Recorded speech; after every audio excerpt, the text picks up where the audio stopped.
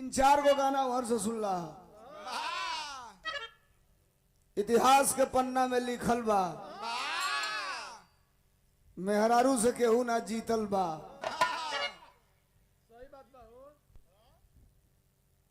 बढ़िया तरह सुन ला लोग, जीव ना मानल है इनका। लास्ट में रोकत रोकत रोकत रोकत रोकत रोकत रोकइबे ना कइल। हिले के पलंगिया त रोज हिलाता,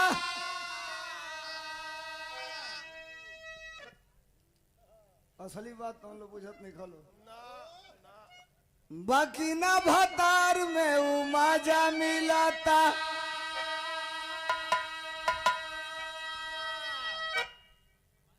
चौकी बहुत नहीं खे,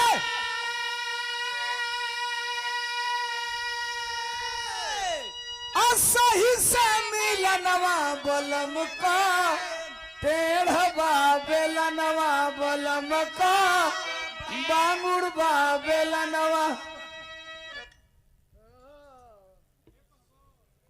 हम कौन है? पहले जो कल है ना सुनाइला कन्या रास वाला हूँ।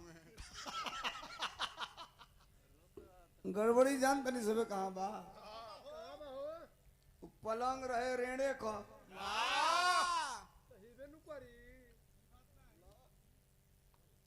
अब दू जगह दू जानी हमसे गावल लो बड़ा 1 महीना ही कचाइन के ले रहा गाना।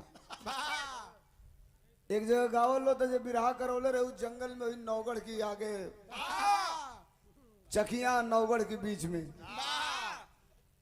याद मानो मन पड़ा था। हम अपन गाना गाओ रहली, जब ये गाना सुनली खड़ा भैली, हम कहली भैया जे सट्टा करौले वो हमके तनी आ जाओ एजा लग गए। वही ना कहला का भैया हम कनी देखा इनके सट्टा का रुपया मत दिया। कहला काहे गनवा इहो गाओ तली, हम कनी इनके सट्टा का पैसा मत दिया। इस जंगल में से 2 बोटा सेखुआ का लकड़ी काट के 7-7 फुट के इनके गाड़ी में लदवा दा। वो कहना वो कायम कनी रेणे का पलंग बस हारे जब चढ़ के या साइज मिला वाला काम होता तो डक डक डक हिले लगा था। अब सेखुआ अगर रही टाइट रही मजबूत रही एकदम कसल रही तब अब मिलन का हुम चलो वही पकड़ा हिले के बात इनको जितना मन करे उतना साइज मिलवे करी। 100 रुपया का पुरस्कार ग्राम प्रधान मुजरी बुजुर्ग हम सबके बड़े भाई श्री लक्ष्मण यादव जी, आपके तरफ से सहृदय धन्यवाद नमस्कार। आपके नमस्ते प्रणाम बा। श्री मुन्ना लाल गुप्ता ग्राम प्रधान कमहरिया, यही बगल के गांव से भैया के तरफ से प्रधान जी के तरफ से 100 रुपया का पुरस्कार। और ये हमारे बड़े भाई देवरिया जनपद को बड़ा सौभाग्य है, समाजवादी पार्टी में एक नहीं बल्कि 2-2 प्रदेश अध्यक्ष बनाया समाजवादी पार्टी ने, और समाज की पिछड़ी जात और अनुसूचित जनजात 2 वर्गों को सम्मान दिया। लगातार मुझे भारत की तीसरी सबसे बड़ी पार्टी है समाजवादी पार्टी, और भारत का सबसे बड़ा प्रदेश है उत्तर प्रदेश। लगातार दूसरी बार मुझे सांस्कृतिक प्रकोष्ठ का आदरणीय अखिलेश यादव जी ने प्रदेश अध्यक्ष बनाया। और आप ही के गांव के रहने वाले रवि गौड़ उर्फ बड़कू,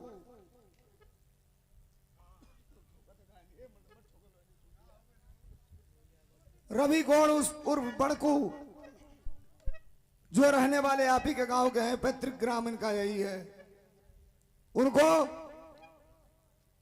उत्तर प्रदेश अनुसूचित जात जनजात का प्रदेश अध्यक्ष बना करके एक समाज का सम्मान बढ़ाने का काम किया। उनके चाचा, हमारे भी चाचा आदरणीय सतेंद्र गौड़ जी की तरफ से ये 1000 रुपयों का आशीर्वाद। एक बार जोरदार तालियां बजा करके स्वागत करेंगे आप सब।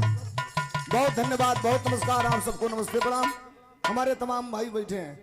सुना टोनू मास्टर देखा 2-3 गो बात बिरहा जिला कबा यो कही जाता घर परिवार कबा रुचि के हम बहुत मानिला में कोनो शंका नहीं,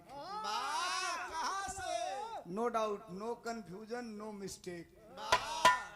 लेकिन ये घर है जा तनिको नरम कोनो बात हो जाई तो बात जाई बिगड़, बाहर कहीं कुछ हो जाओ तो चला हुआ। तरज बड़ा बढ़िया बढ़िया सुन ला लोग। इतिहास के पन्ना में लिखल बा मेहरारू से केहू ना जीतल बा। बेलनो वाला सुन लेला लोग, कई गो तरफ सुने के मिलल। एक आध लाइन तू नई वेराइटी के चीज कुछ ओकरा बाद तमाम भैया प्रतिनिधि लोग बैठल बा, भाई लोग बैठल बा, सबके सर धन्यवाद बा, नमस्कार बा। आई तनी से कुछ बजा करके चलो मास्टर।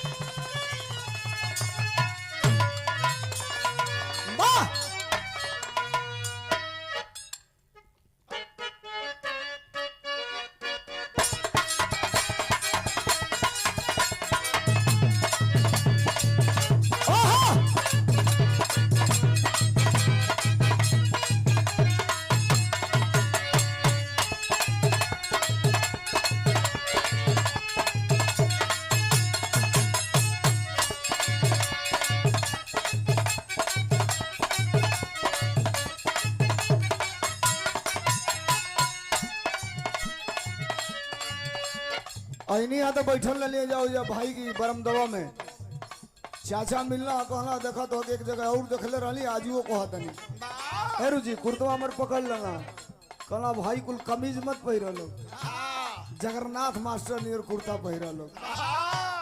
ये नौजवान नहीं जानते होंगे जगन्नाथ मास्टर के बारे में। अपने जिला यही रुद्दलपुर का रहे वाला जो कहां पर का जगन्नाथ मास्टर बिरहिया, जो ने जमाना में केहू के घरे साइकिल ना रहे वो समय साइकिल लेके भी रहा गावा, दुनाली बंदूक साइकिल में टांग के भी रहा गावा। अब वैसा दे याद ले धरती पे केहू बिरहिया के भईबे ना कही। ऐ चाकर छाती इतना में हड़िया नियर खोपड़ी बढ़हन दे 2-2 फुट का मोछ, पीछे से नाप देवे तो 3.5 हाथ का जूता।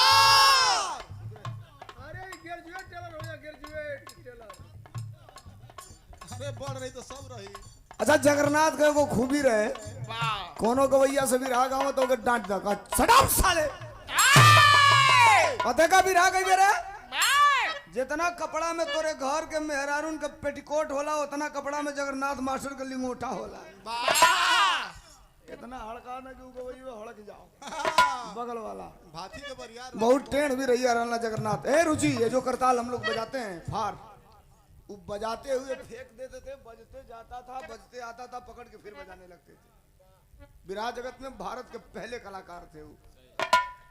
तू हम लोग कहे लो ना ठीक बा, फलाना ढेमाका फलाना बहुत चलती रहे नसुड़ी का कहा रम्मा डाल दी।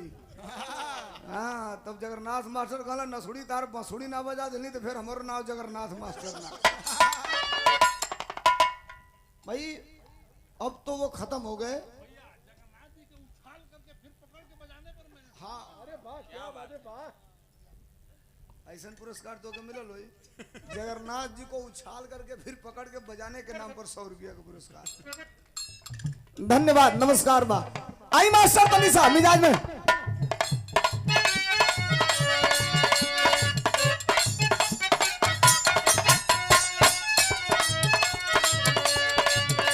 मास्टर गाना बजावा तलन इनमें टोन तनी सा ज्यादा बा, हल्का सा तनी सा लेवल उठावा, तनी भारीपन करे के। हेलो हेलो लेवल तनी सा, हेलो पीछे वाले में डिले तनी सा, हल्का सा डिले, हेलो ठीक। मास्टर हमार गाना बजावा तलन ओहर का मेहरारू जबन कुछ कहे देखो नई गीत मार्केट में आवत बा, एक सौभाग्य और सुन लीजिए आप।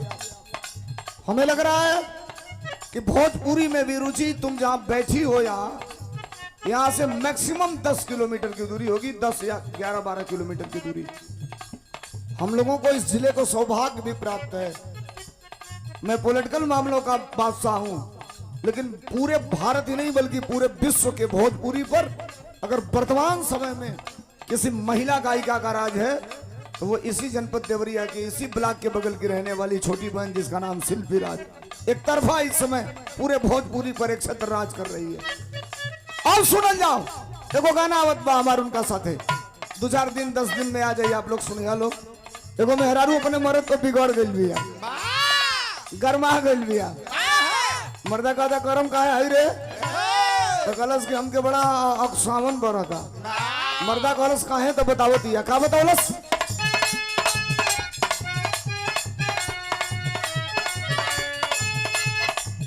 ए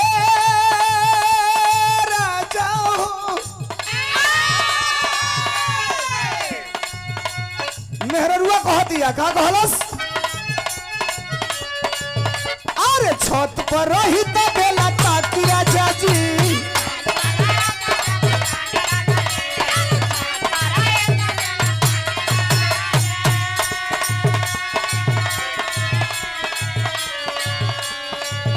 खोली खिड़की तुम्हारा पाया राजा जी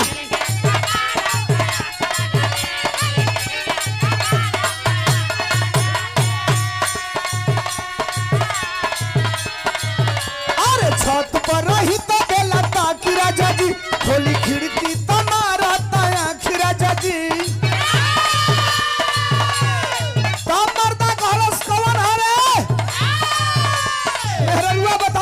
का बताऊलस लफुआ गोयाइल अपना गलिया राजा जी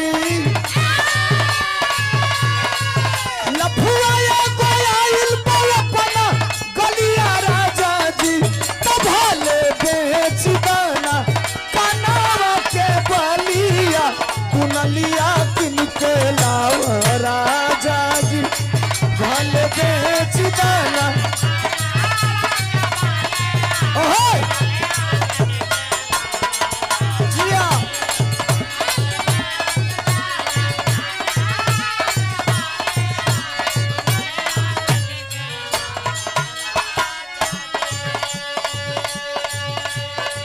औरत कॉलेज की आखिरकार तो के जवन हैरान करता ओकर निशानी का बा पैसा न पैसे हो के कि हो कवनु अब मेहरारू बतावतिया का कहलस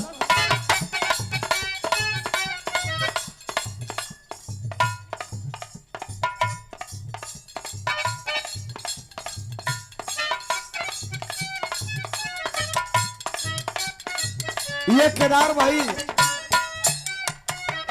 जब बिरहा का कार्यक्रम लिखाइल सट्टा लिखाइल तो बात हुई कि साउंड के बारे में जो ही चर्चा हुई इनसे फोन किया गया भाई ने कोई कमिटमेंट नहीं किया भोजपुरी की दुनिया में इनका एक अलग नाम है बिरहा में जहां तक बिरहा है वहां तक केदार भाई का नाम है रवि रेडियो दुबारी आपके तरफ से सुंदर माला और 200 रुपयों का पुरस्कार देकर के सम्मानित किया गया सादर धन्यवाद ये 500 रुपयों का पुरस्कार आया है पूर्व प्रधान डॉक्टर राजेश काशी मुजरी बुजुर्ग ऐतिहासिक धरती से ये 500 रुपया देकर सम्मानित के लिए बहुत धन्यवाद बा नमस्कार बा एक बार तालियां बजा के स्वागत कर दिया जाओ बहुत धन्यवाद बहुत नमस्कार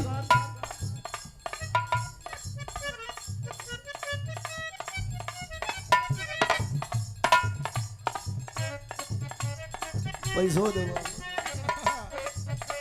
ये अच्छा जब हम लोग सीख रहे थे बिरा एक बार हमारा ये वैल की थी हमारे में ढोलक बजाओ तो रहे लगनिए में छोड़ के भाग गई ढोलक ही बजावल मतलब अनस गई रहे और राम हरक भाई मैं एक बार इनके घर आया था उस समय हम कहली भाई भौर लगन अबे बाकी भाई इज्जत बिगड़ गई राम हरक भाई पूरा लगन बजा के ढोलक यूं कहिए तो हम लोग जब स्ट्रगल किए उस समय इन लोगों ने बड़ी मदद किया इंसान को आसमान पे उड़ना मना ही नहीं है आसमान में उड़ना मना ही नहीं है शर्त यह है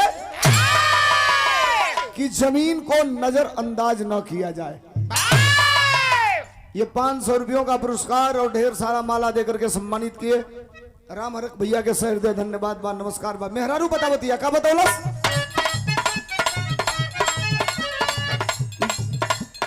अरे जुल्फी झाड़ी के बुलट चढ़ी के आवे ये पलंग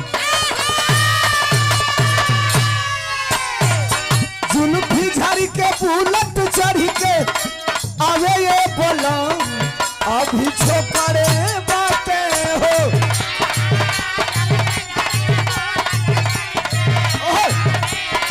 अभी छोकरे बाते हो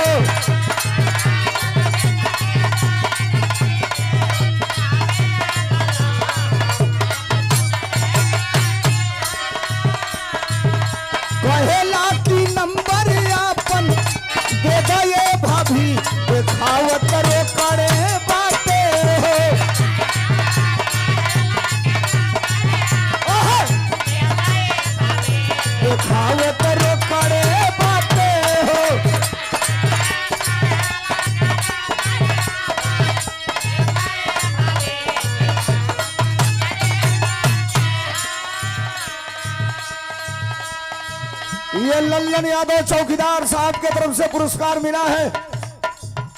उत्तर प्रदेश की धरती पर चौकीदारों का सबसे बड़ा सम्मान अगर किसी ने बढ़ाया तो समाजवादी पार्टी की सरकार और आदरणीय मुलायम सिंह यादव जी अपने कार्यकाल में मुख्यमंत्री रहते हुए ललका फेटा बांध के यही लोग के तनख्वाह मिले लागल, न तो चौकीदारों लोग के पहले तनख्वाह मिले ना। ये मेरे लल्लन भैया की तरफ से 100 रुपया का पुरस्कार, आई 100 रुपयों का पुरस्कार श्री वीर बहादुर यादव जी हमारे भैया की तरफ से 100 रुपया देकर सम्मानित कल गई। भैया के बहुत धन्यवाद बा, बहुत नमस्कार बा। मेरा रू कहतिया का कहलस,